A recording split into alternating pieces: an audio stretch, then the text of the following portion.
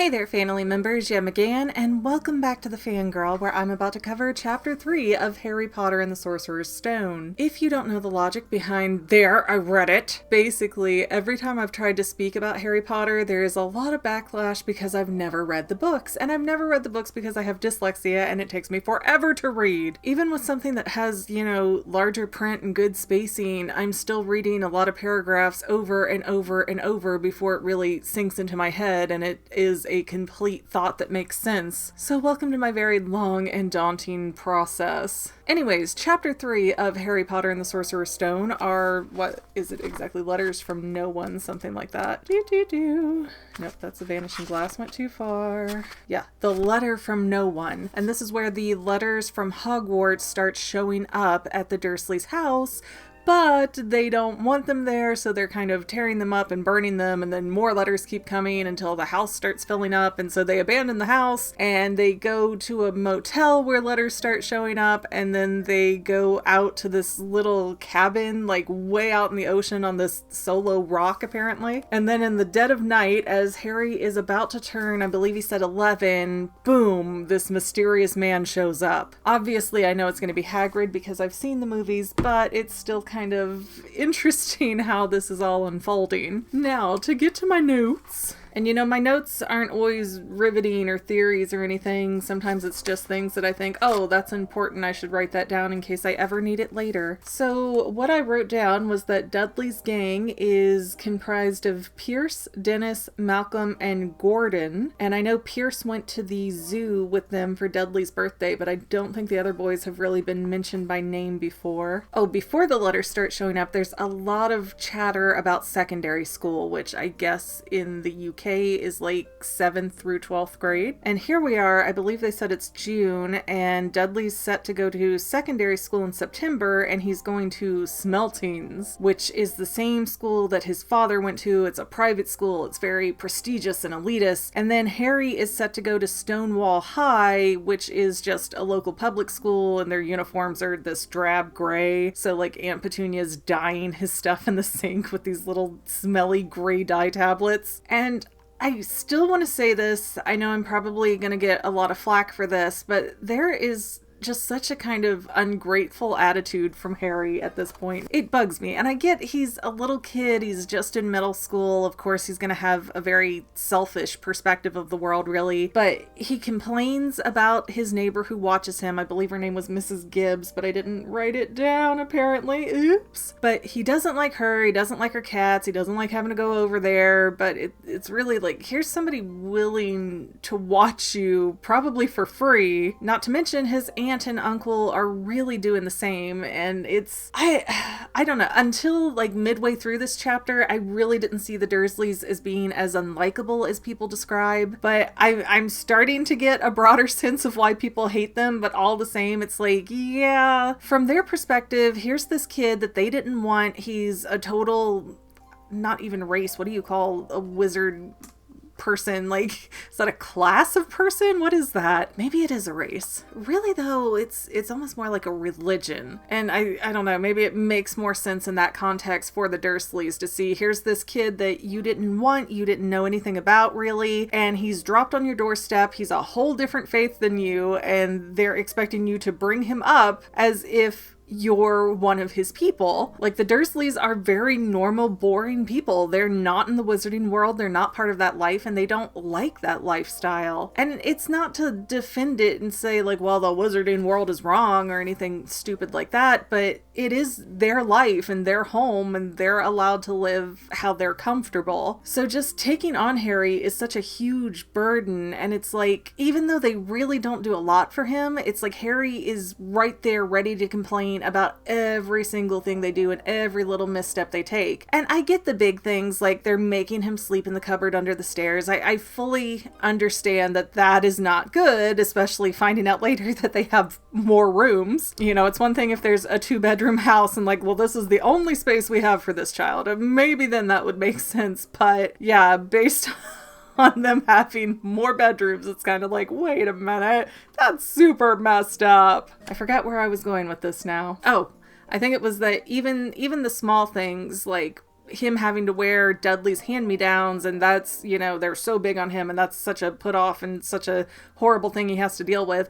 Like, yeah, it's unpleasant. Yeah, I understand where a child would hate that, but at the same time, maybe they really don't have the money to do better for him either. But they still have him, and they're still trying, and on top of that, trying to keep their own kid happy, which I know he's a brat. I understand Dudley's a brat. I'm not arguing that he's a good kid on the inside because they only describe him as a bully, but all the same, I mean, I kind of feel it. I was an only child. When my cousins came around, I'd have my aunts and they'd be like, oh, so-and-so's so special. They're so special. Let's dote on them and give them all this stuff. And I'm over here like, why am I garbage? So in that regard, I do understand Dudley and why he is not a fan of Mr. Potter, and how that could likewise put a lot of tension and stress between not just the cousins, but the aunt and uncle with their nephew. I just feel like there's not enough credit given to the Dursleys that they did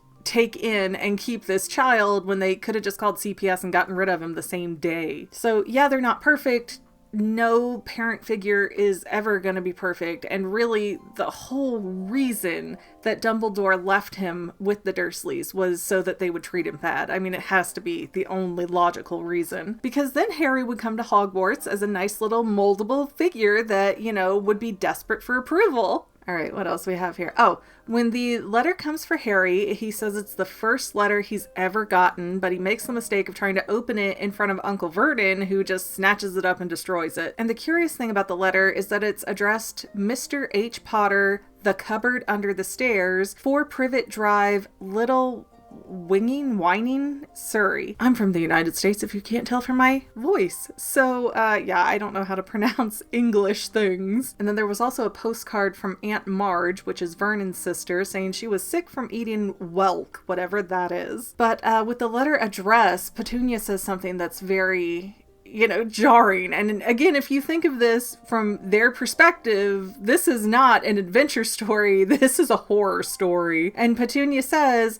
how could they possibly know where he sleeps? And that's a very true, unsettling thing to think about, because that means I'm right and Dumbledore didn't just leave Harry there and obliviously hope that the Dursleys would take good care of him and ignore his parents' wishes of him being raised by Sirius Black, who was not in Azkaban at that point when he was a little orphan baby. So for Dumbledore to know where Harry's sleeping means that he has eyes or ears or both inside the Dursleys' home. So he knows that Harry is not being treated very nicely, and yet he left him there for 11 years now. What? But the Dursleys become so unsettled by everything that's going on, Uncle Vernon goes into Harry's cupboard for, I believe they said, the first time ever, and he goes, yes, Harry, about your cupboard. Your aunt and I have been thinking. You're really getting a bit big for it. We think it might be nice if you moved into Dudley's second bedroom. And this is when they reveal that it's actually a 4-bedroom house where the Vernon and Petunia share one bedroom. Dudley has one room he sleeps in, one room for all his mostly broken toys, and then a guest room that is only used when Marge comes to visit, which doesn't sound like it's extremely often. Not often enough that she needs her own room at least. And again, that is totally messed up. I will fully agree. Like, that's the point where the Dursleys really start sounding, okay, this is,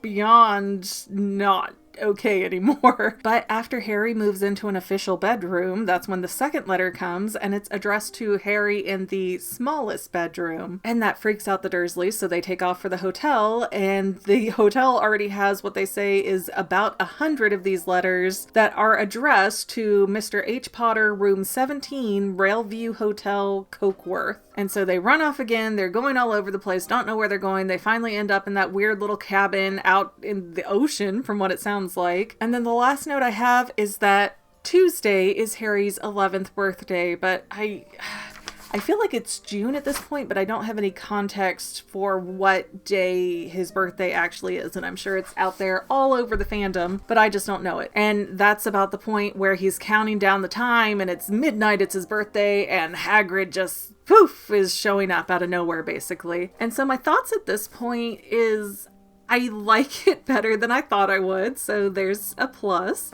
It was a little bit strange in how it was being carried out at first, but I think now that the main action is starting to take off, I think it'll pick up and pique my interest a little bit more than it had. But really, I don't know, like these early few chapters have just left me with a lot of curiosities and made me really feel like I was correct in my movie theory that Dumbledore left Harry behind with the Dursleys because he wanted him, scared me. He wanted Harry to grow up to be a really pliable student who would just want approval above everything else because he's never had really positive attention. But we'll see where it goes. Maybe I'll have some feelings change. Of course, I welcome you guys to comment and tell me all about how you feel about chapter 3. Please don't leave me spoilers though. I'm trying to avoid like consuming a bunch of spoilers. I'm reading one chapter, filming one video, and trying to keep it roughly in that order so that way it's not a whole jumble that I'm trying to sort through. But those are my notes and thoughts for chapter 3 of Harry Potter and the Sorcerer's Stone, and I'll see you in about a week with the next part of this series. Thanks for watching, guys.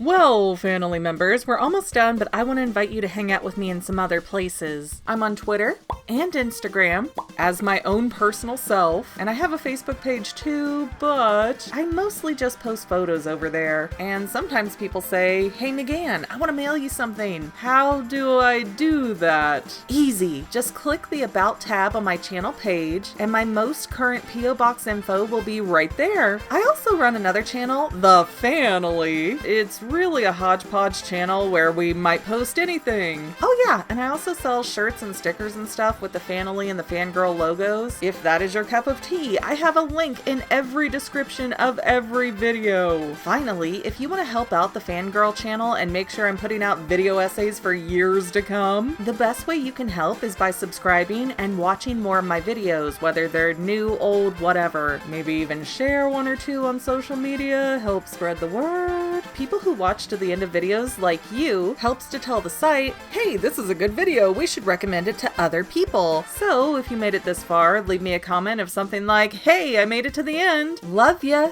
See you next time, FANily members.